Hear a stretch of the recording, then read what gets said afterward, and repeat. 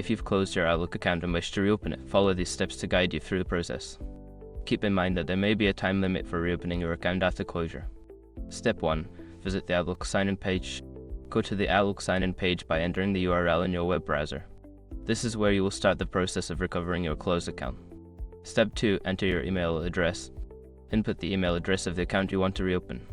Make sure to enter it correctly to avoid any issues in the recovery process. Step 3. Click on Next. After entering your email address, click on the Next button. This will take you to the next step, where you will need to verify your identity. Step 4. Follow the verification process.